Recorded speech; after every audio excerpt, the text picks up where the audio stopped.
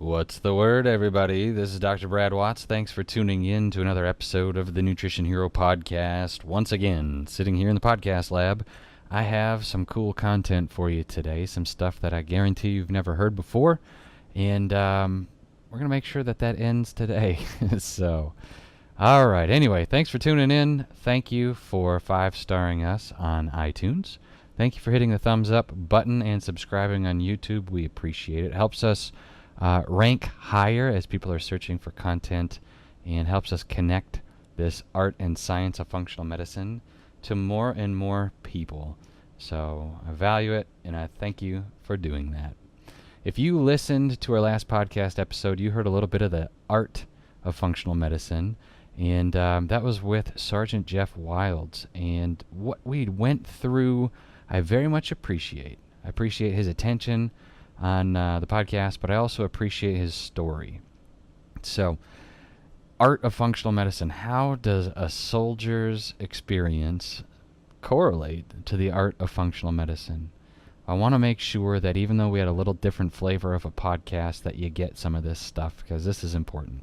So, one of the things that Jeff talked about was the space between thinking about doing something and actually doing it, and how large that space can be. For him, it was about being a Green Beret. Thinking about being a Green Beret in the Special Forces versus actually doing it, the space between that is so far apart that it was hard to communicate to people. And I think that's interesting as well in functional medicine, because there's a huge space, like it's a chasm between people that contemplate developing a lifestyle, a healthy lifestyle, custom engineering a healthy lifestyle for themselves, and people that actually do it. There's a huge chasm between those two things because it's work.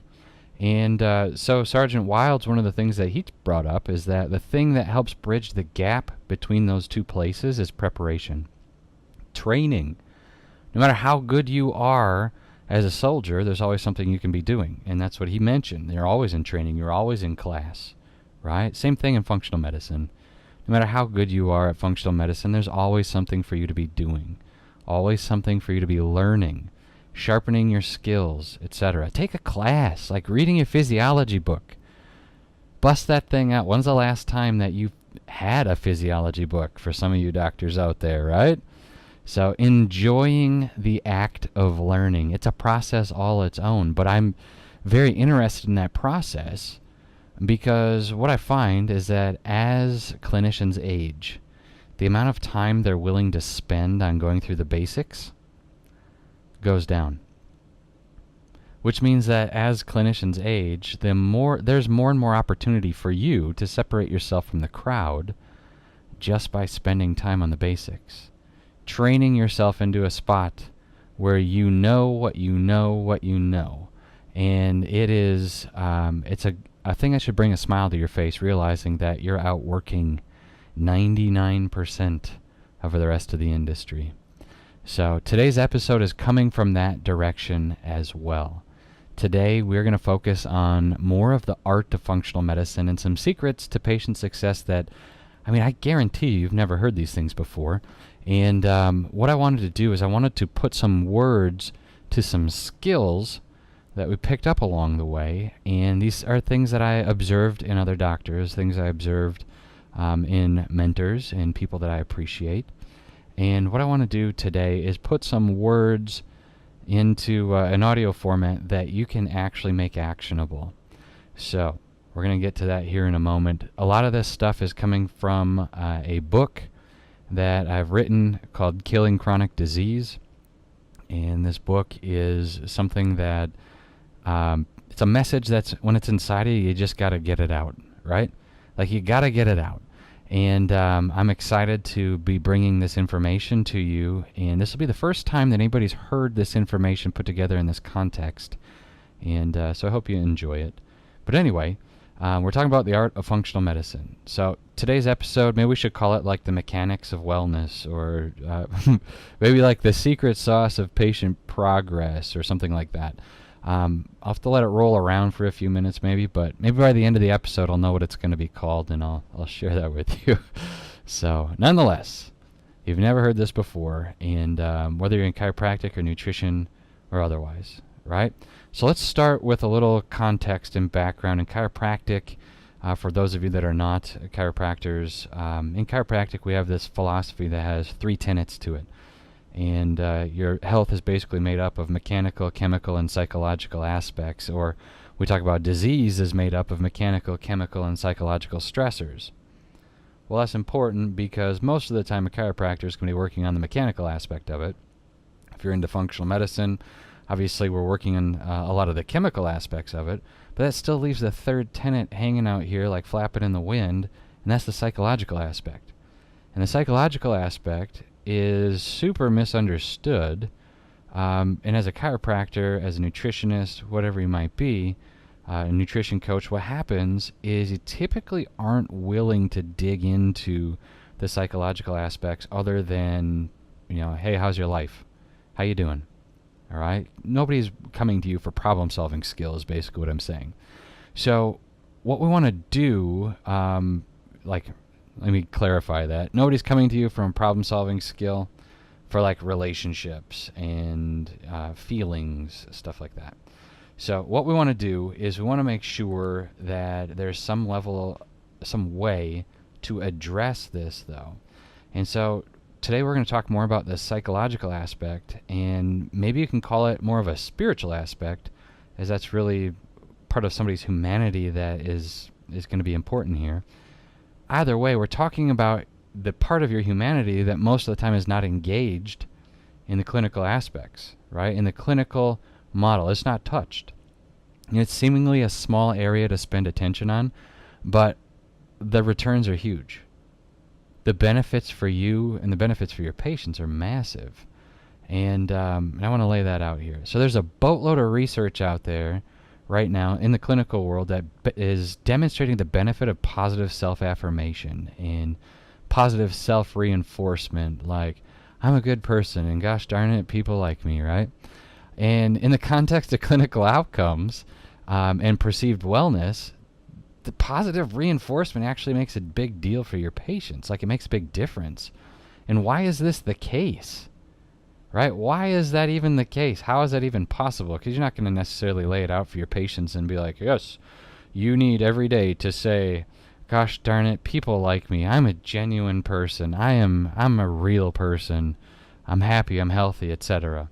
Maybe you do that for your patients, but typically, from my perspective, that might be a little funky, a little weird, right? And so what I want to do is understand, where is this research coming from, number one, but then what does it mean, number two, and is there a way to apply it that helps make a difference in the long run? So let's kind of set the table here.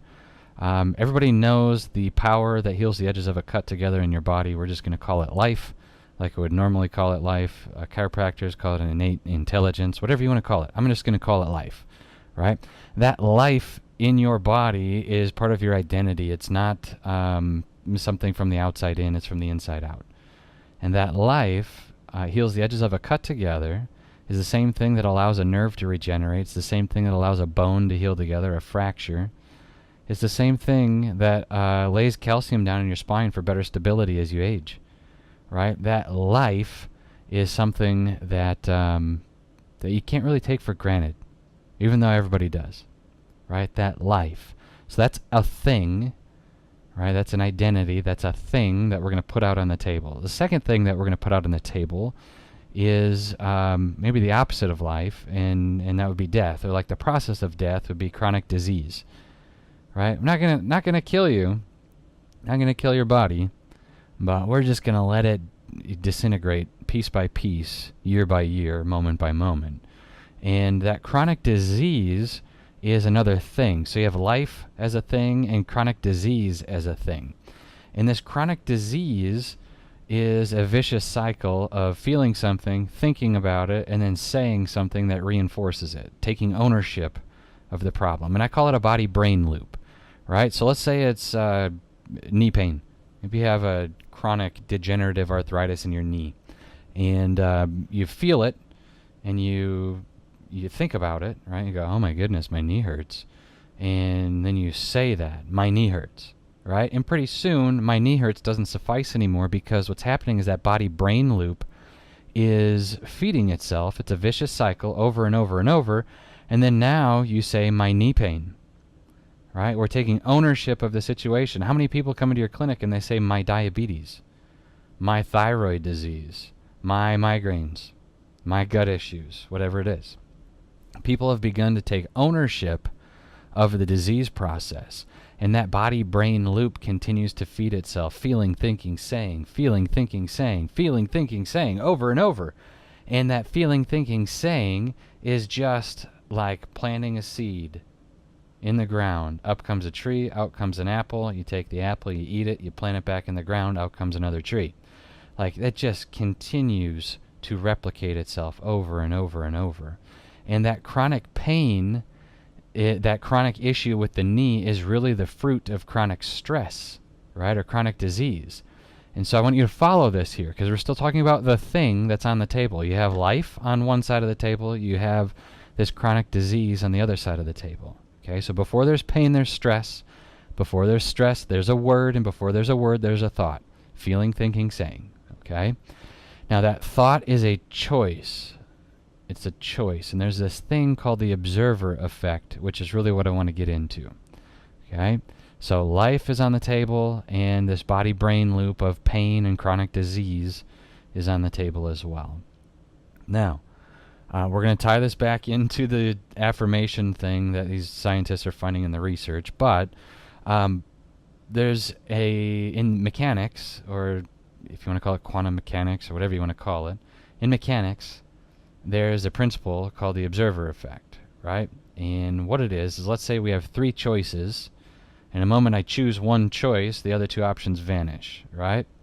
So if I'm standing on the third floor of a building, and I want to go downstairs to the first floor, I can either A, jump out the window, B, go down the steps, or C, take the elevator. The moment that I pick the steps, the other two options vanish. They collapse and they go away. Okay? So that's a rudimentary version of the observer effect. All right? The moment I pick an elevator, I'm no longer able to take the steps. I'm no longer able to jump out the window. Right? So what happens with the observer effect is when you pick something, the other options vanish, and that's what's taking place here with this body-brain loop versus the power that heals the edges of a cut together. You pick something by saying. You take something by saying. Right? So I hope you see the point here. I hope you get this. And this is why I say that modern medicine is genetically altered healthcare. Because what they've presented is a path to wellness by focusing on disease. And it's impossible. Right? That's like saying there's a path to the elevator by focusing on jumping out the window. Right? It's like it doesn't equate. You cannot have a path to wellness by focusing on disease. They've financed chronic disease and chronic pain instead of eradicating it. And in my opinion, it's been done on purpose. But the point is that this observer effect is a law. It's a physical law like gravity is a law. Okay? So this body-brain loop, every single time you take or you choose to observe that pain and replant it with your words, you take it with your words, every single time that happens, that body-brain loop gets reinforced over and over and over.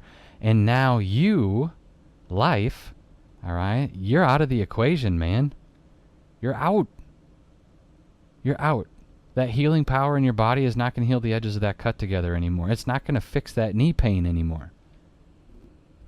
You're out. Because what you've done is you keep choosing, you keep observing that body-brain loop of feeling, thinking, saying, feeling, thinking, saying. And what it does is it crowds out the life that is designed to heal the edges of a cut together. Okay? This is happening with your patients.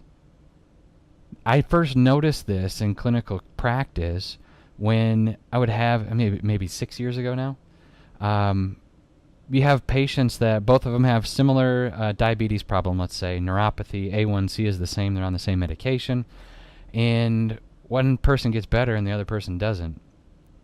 And you go, what in the world, right? What really made me frustrated with it is that you want it to be based on something tangible, like the amount of money somebody has to spend on their food, or the amount of money they have to spend on nutrients so that they can help reverse or at least support their body's condition getting better. And what I found is that it wasn't really based on that. You had some people that were behind the eight ball from a financial perspective, but they got better, where you got a guy that has as much money as the Catholic Church and ready to spend it on his health, and he can't get better. What in the world, right? And so one of the things I dug into is I started looking at this. What is happening? How come this dude has taken ownership over his problem and the other person's looking at it as a thing that needs to be pulled out, like a sliver that needs to be removed, right? Versus an identity. And this is what it came down to, okay? So the observer effect. And I would encourage you to dig into that. YouTube some videos on the law of the observer effect or quantum mechanics or something like that so that you can see what I'm talking about here in greater detail, right? Or better yet, just buy my book when it comes out here. So I lay it out in pretty graphic detail because this is information that people need to be able to comprehend and utilize, okay? So anyway, what I found is that most people are participating in genetically altered healthcare because they've been presented a path to wellness by focusing on disease. And they take disease by saying, feeling, thinking, saying. Okay, so that's the background here. What are some of the things that we can do to stop that self-perpetuating nature of chronic disease or chronic pain? How does a person change what they're choosing? So remember that body-brain loop doesn't involve you. It involves your body and your brain. That's still not you. You have a brain. You have a body. You are not brain. You are not body. Okay? So those are just things that you have. And when the brain and body are doing their own thing without you involved, that's when chronic disease becomes chronic. That's when chronic disease becomes this thing that perpetuates over and over and over out of control, and it's like there's no end to it. Okay? So what are some things that you can do, though, to break that cycle of feeding itself, feeling, thinking, saying? How can we break that cycle? We break that by doing something, saying something, planting seeds of the opposite nature, okay? So we have life on the table. You have this body-brain loop of chronic disease and destruction on the table, and they are based off of two different paradigms that you operate in every single day. Okay, and again, I don't want to make this too convoluted for you in a podcast, but the point is that you can break that body-brain loop, right? You can untangle your life from that body-brain loop, and it's cool. So there are three things that I've found in the medical literature and then in clinical practice that help you do this and help you do this for your patients. Three things. They're very simple, but they are very important. Number one is practicing thankfulness. Practicing thankfulness. Number two is setting aside chronic offense. And number three is refusing to fear. These three things are super simple in practice here, but they are super powerful because what they do is they separate you, the real you, all right, the thing that heals the edges of a cut together. They allow you to break that body-brain loop and interject the real you into that situation, okay? So, and this is why positive self-affirmation in the medical literature leads to better outcomes in healthcare. This is why, because what you're doing is you're creating mindfulness with these affirmations, right? So one of the studies that I'm referencing here, what they did is they took an African-American population that tends to have higher blood pressure and a higher situation with, or worse situation with heart disease, and they started giving them positive self-affirmations, and what they found is that people are able to regulate their blood pressure better. They found that people were able to see their incidence and their mortality dealing with heart disease go down. They're not even talking, here's what their affirmations were. I'm a good patient. That's it. I'm a good patient. That's not even like life-changing. That's just manipulating people to follow along with a doctor's prescribed regimen, right? But that's a positive self-affirmation. What happens when somebody says that I heal? I am healing my body every single day, right? I heal the edges of a cut together. That's me, right? What happens when you give them something that says some substance to it, right? So this is what I'm talking about. So in order to break that body-brain loop, it's about practicing thankfulness, right? So what I found is that when you give patients these 3 tasks, in addition to their diet, in addition to their supplements, man, you skyrocket the patient results, because what you're doing is you're sabotaging that body-brain loop. Instead of that patient waking up every day and being like, oh, it sucks to get old, right? Dr. Brad, don't ever get old. Okay, what a terrible trade-off, Dr. Brad. Age and experience for disease. What a terrible trade-off. And they continue to perpetuate it, like my ankles always hurt. Well, my diabetes, my migraines, whatever it is. Okay, you can break that ownership that they're taking. You can break that by practicing thankfulness. Right? I don't care who you are. If you have a heartbeat right now, there is something to be thankful for. What in the world? Like, be thankful that you can see a sunset. And if your eyes are dimmed, if your vision's gone, be thankful that you can hear like a little kid laughing. Be thankful for that. If your ears have been closed, be thankful that you can at least feel the sunshine on your face. Right? There's always something to be thankful for. Does not matter who you are. Be thankful. It will sabotage that body-brain loop immediately. And it's something that you can practice. What you're doing is you're planting seeds of the opposite nature into your physiology. Okay? You're planting seeds that work with that power in your body that heals the edges of a cut together. This is so important. Right? The second one is, obviously, stop being chronically offended. Like, if you watch the news today, there's like this chronic outrage from all parts of society. All parts. I don't care if you're a Democrat. I don't care if you're a Republican. I don't care if you hate both of them. Right? Like, people are outraged about everything. It's like, oh, did you hear what this person said? Well, my goodness. Stop being chronically offended. Do you know that? This is interesting, by the way. Do you know that chronic offense is like gas on a fire for chronic disease? The stress hormones that creates, the leaky gut, the leaky brain, all right, that creates this chronic elevation in stress hormone is insane. It is insane. And do you know that nobody can force you to be offended? Do you know that you can't be offended? Like, you can't be offended. Did you know that? Nobody can force you to take offense. They can say mean things to you. They can say mean things about whatever your affiliation is, whether it be political or religious or whatever. But it's up to you to pick up that offense. It's up to you to pick it up. Right? Like, that's interesting, man. Like, if you pick up that offense, that's your own deal. That's you. That's your problem. Just because somebody's inflammatory doesn't mean that you have to let them offend you. Chronic offense is killing people with chronic disease. They are one and the same. It is amazing. Okay? So, chronic offense, lay it down. Don't be chronically offended. Okay? Your relationships are going to get better. Your health is going to get better. It's amazing. Stop being chronically offended. So, number 1 was practice thankfulness. Number 2 is get rid of chronic offense. Number 3, refuse to fear. Refuse to fear. Fear, again, is like gas on a fire. If chronic offense is gas on a fire, fear is like dynamite on a fire. Right? Fear.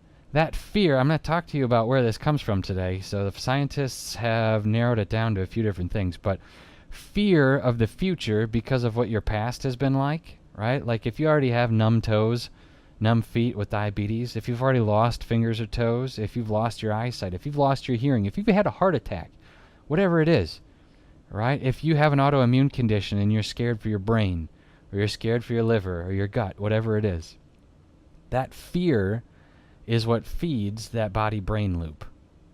Fear feeds it. It's insidious. Okay? In order to break that body-brain loop, you got to refuse to fear. You got to refuse to fear. It's that important. Fear is not an identity, right? See, fear is a thing. It's not your identity. Fear is a thing. It's like a sliver that needs to get pulled out. It's like a thorn in your side. Pull the thorn out. Fear is a thing. It's not who you are. It's not your identity that you have to hide. That's so important to get that, okay? So when we look at these things, these thankfulness, chronic, like getting rid of chronic offense and refusing to fear, are the three easiest ways that from a psychological or a spiritual perspective, you can stop funding that body-brain loop that causes chronic disease to get destroyed.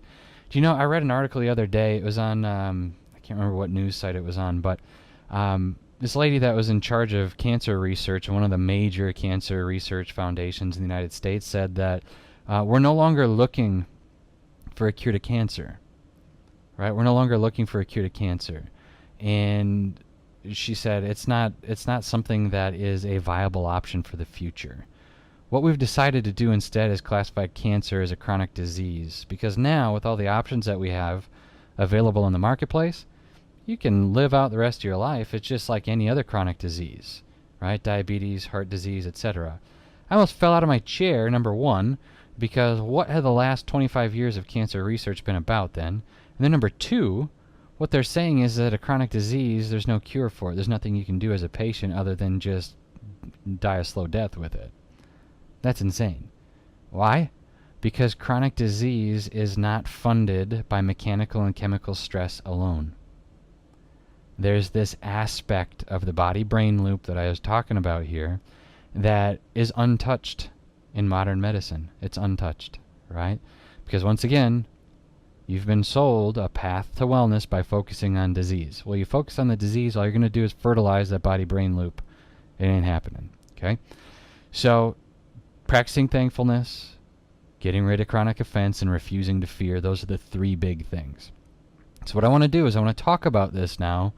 The last one specifically, thankfulness and getting rid of chronic offense, you guys can get that. But I want to talk about fear, because fear is insidious. Fear hides, and it's going to hide from your patients. So when you tell them this stuff, right, you give them this as their homework. I'm not kidding. You have to give them this as your homework. You gotta. Otherwise, you're missing 33% of their puzzle. Okay? How is it that fear is like gas on a fire for chronic disease? Fear is this insidious thing that researchers have found is generational. Did you know that? Fear is generational. What they found is that they can trace it back 6 generations in DNA. So that means that, you know, you're 6 times grandfather. Okay, so great, and 6 times grandmother. Whatever they had going on in their body, the experiences they had with fear, are now passed down genetically to you, held in your DNA. Your DNA is like an unending record book of experiences, not just yours, but theirs as well, all the way back 6 generations. Well, that's crazy, okay? Guess what also holds memory very, very tightly? Neurons. You call it neuronal memory. Neurons have memory, okay? And as neurons have memory, just like your DNA has memory, it gets submitted to your brain, and that's what fuels this body-brain loop, okay? So this is all in the research. This is interesting, to me anyway. And this is all in the research. What it does is, unless you deal with the root sources of that fear, understanding that it's a thorn that needs to be pulled out rather than an identity of just who you are, okay, it's going to continue to feed that body-brain loop and deal with that chronic disease. So when we look at this stuff, that's where the observer effect comes into play. You keep choosing fear over and over and over, right, by avoiding the things that you're afraid of, okay, by contemplating a slow, disgusting death, right, with chronic disease. We're choosing that fear over and over by the observer effect, right? This is intense.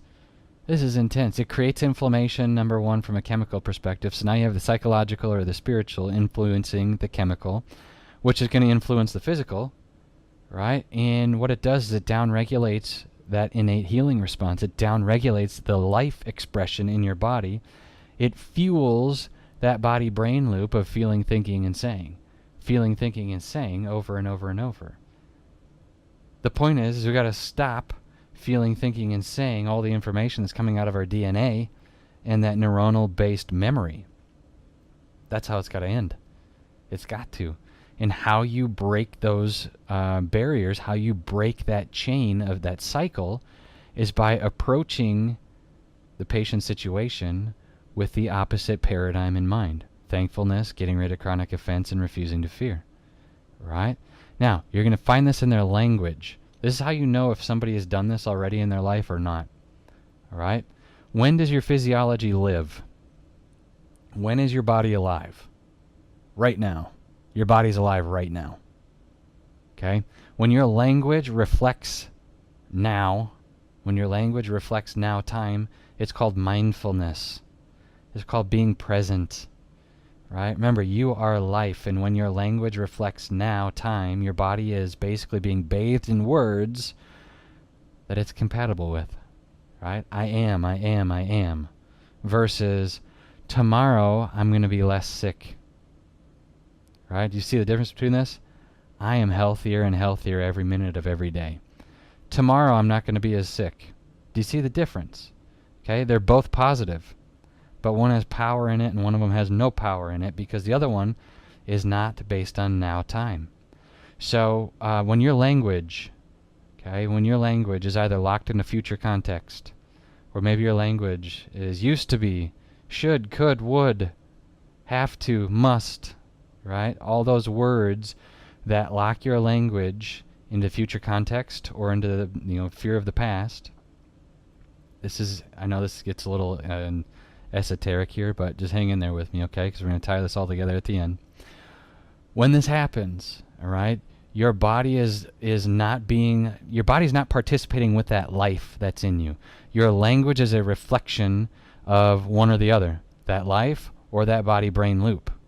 Let your body-brain loop die, okay? Let that situation get broken up. Let that life, cultivate that life by speaking language that is like now time reality, okay?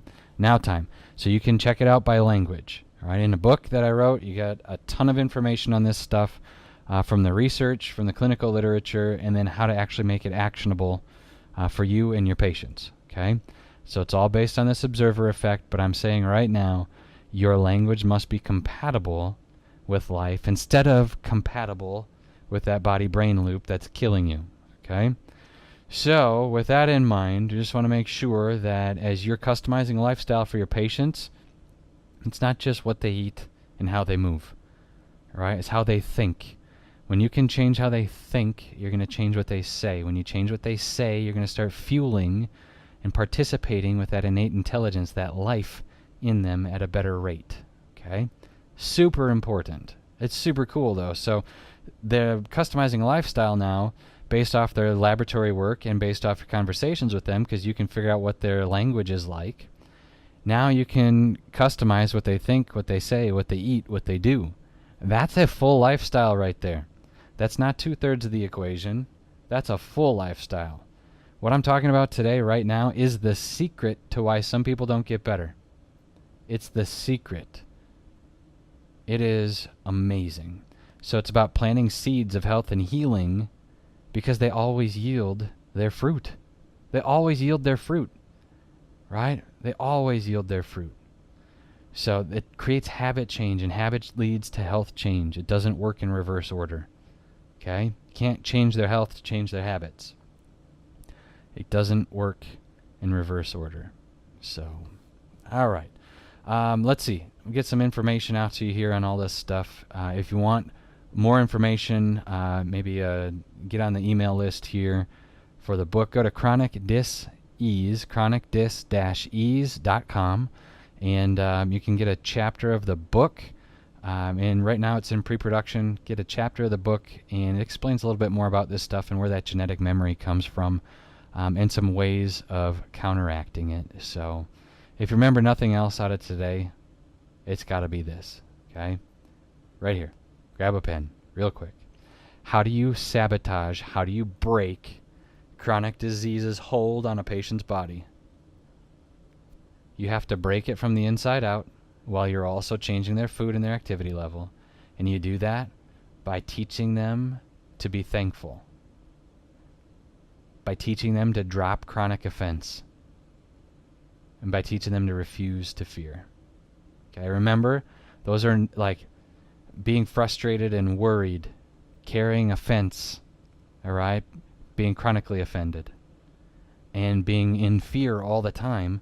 That's not who you are. It's not an identity that you need to hide. It's just a thorn that needs to be removed, and the best way to remove it is to have a partner in action, and that is what you're there for, doctor. That's what you're there for, nutrition coach. That's what you're there for, nutrition counselor. Okay? All right. I hope you guys have enjoyed a little bit of the peek behind the curtain when it comes to chronic disease and how to destroy it. And once again, you're listening to the Nutrition Hero podcast, and today was all about the art of functional medicine. And this is the secret sauce. This is stuff about mindfulness that hopefully you find valuable. Hopefully you put into action, and you remind yourself to participate in your, on your own health. So anyway, all right. Let's see. Coming up in the next episode. Actually, I'm not going to tell you that. I got some surprises for you coming up in the next episode with guests. We're going to get back into more of the clinical aspects of functional medicine. And I think you'll enjoy it and find them rather useful. We got some best-selling authors coming up on the podcast. Hormone conversations, belly conversations, gut health, all of that, and more to come. Thank you guys again for tuning in to the Nutrition Hero podcast. Blessings. I'll catch you later.